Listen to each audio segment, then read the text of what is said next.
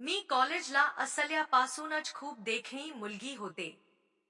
मला तर सतत सगळे असेच म्हणत असत की मी एक तर मॉडेलिंग करावे किंवा मी पिक्चर मध्ये काम तरी करावे.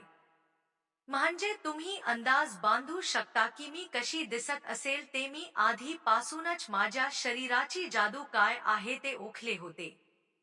कारण जेव्हा मी कॉलेजला होते तेव्हाच माझ्या एका मैत्रिणीने मला सांगितले, "अग प्रिया, तुझी बॉडी खूपच मस्त आहे.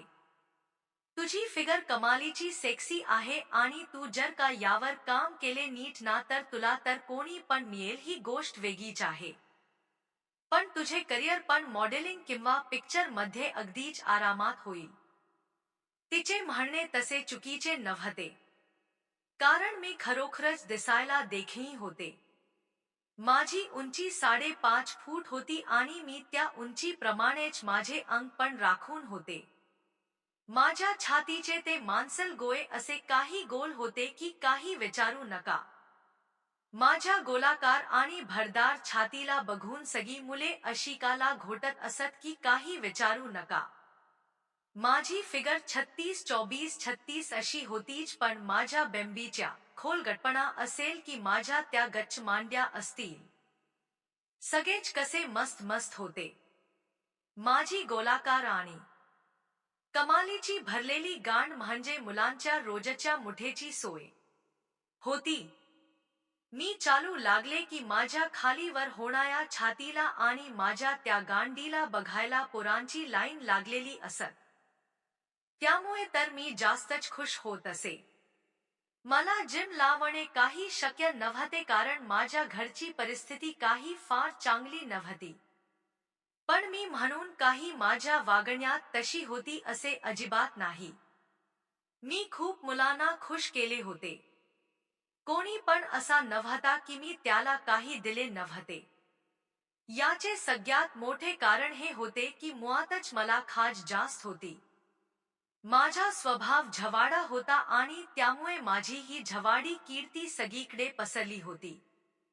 माझ्या कॉलेजची च मुले नव्हे तर दुसऱ्या कॉलेजची पण मुले आणि गल्लीतील मुले पण माझ्या मागे सतत लागलेली असत आणि मी खूप जणांना असे काही खुश केले होते की काही विचारू नका.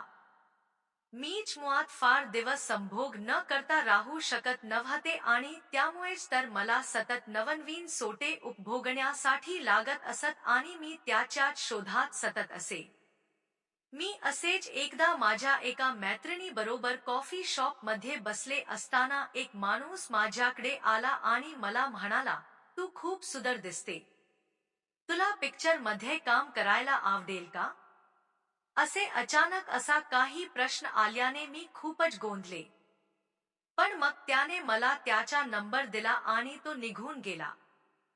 त्याला फोन कर असे तो मला सांगून गेला होता. मी आधी काही फार मनावर ते घेतले नाही. पण एकदा निवांत असताना माझ्या मनात त्याचा विचार आला आणि त्याला मी फोन केला. त्याने मला भेटायला बोलावले. त्याच कॉफी शॉप मध्ये आम्ही भेटलो. तो मला म्हणाला, "हे बघ, मी फार काही इकडे तिकडे करून बोलणार नाही. मला माहित आहे की तू खूप सेक्सी आहेस ते आणि तू खूप मुलांसोबत फिरली पण आहेस. मला तुझी सगळी माहिती आहे. तुला मी एक अशी संधी देईन की ज्यामुळे तुझ्या दोन्ही पण गरजा पूर्ण होतील. एक तर तुझी संभोगाची सोय पण होईल आणि त्या बदल्यात तुला खूप पैसे पण मिळतील. इतके पैसे मिळतील की तू त्याचा कधी विचार केला नसशील आणि त्यामुळे तू तुझ्या सगळ्या गरजा पूर्ण करू शकशील." "काय आहे ते प्रपोजल?" मी त्याला विचारताच तो मला म्हणाला, "हे बघ, पिक्चर मध्ये असे कधी काही काम मिळत नसते हे तुला पण माहित आहे.